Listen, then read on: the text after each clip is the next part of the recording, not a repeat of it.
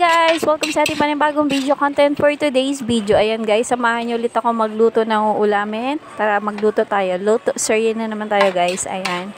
Samahan nyo ako magluto ng adobong pusit na may pansit canton. Matagal na to sa akin drops guys. Ngayon ko lang ulit na edit.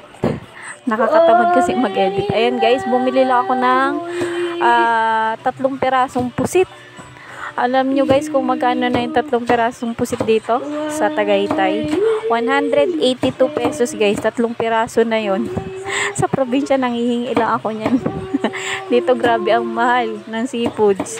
Ayan guys, bumili lang ako sa Talipapa ng 3 pirasong pusit. Tapos bumili na rin ako ng pansit canton, yung isang ano lang, yung hindi sobrang laki, yung sakto lang. Tapos yan, ginayat-gayat ko na. Tapos bumili rin ako ng sibuyas na puti guys, para mas masarap kasi yung sibuyas na puti kasi manamis-namis siya. Tapos ginayat-gayat ko na. Tapos yung ating pusit ginayat-gayat ko na rin, nilinisan ko na rin yan guys. Tinanggalan ko ng tinai. Tapos tinabi ko yung may ata siya yung tinta ng pusit. May maliit lang siyang tinta ng pusit. Ayan guys. Pinainit ko na yung kawali. Tapos after nan, nagayat ko na yung ating sibuyas bawang. Ilalagay na natin dyan yung ating mantika at saka yung ating sibuyas at bawang. Yan, papalabasin lang natin yung aroma or papalabasin lang natin yung kaluluwa ng sibuyas. Yan, pag naglabas na yung kaluluwa ng sibuyas, isusunod na natin dyan yung ating pusit na napakamahal. 3 piraso, 182. Ang mahal sa probinsya dati. Ano lang yan, hinihingi lang namin yan 3 piraso. Pero pag 1 kilo na, iba na yon. Iba na ang tawag dun sa amin.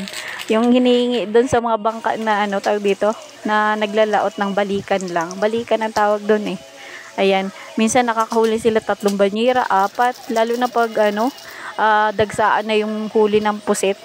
Year pa yun, way back 2000, mga 2001 pa hanggang ngayon naman, meron pa din. Pero hindi kagaya dati, mas masaya dati kasi nakakahingi kami sa bangka. Ngayon, mahal lang bilihin kaya hirap na. Ayan guys, tinimplahan ko na, nilagay ko na yung ating pusit na napakamahal. Tapos, nilagay na natin yung kanyang pampalasa, yung toyo. Tapos, magic sarap. Ayan, tapos paminta. Inilagay ko na rin yung ating pansit canton guys. Ayan.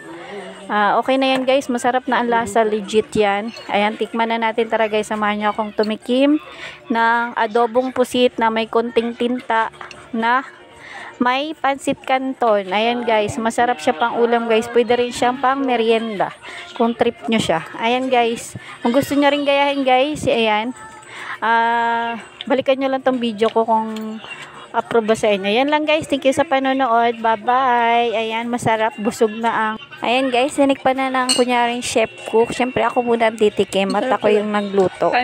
Kung approve ba sa aking panlasa. Ayan guys, masarap naman siya, manamis-namis na basta masarap siya. Yan lang guys, thank you sa panonood. Bye bye.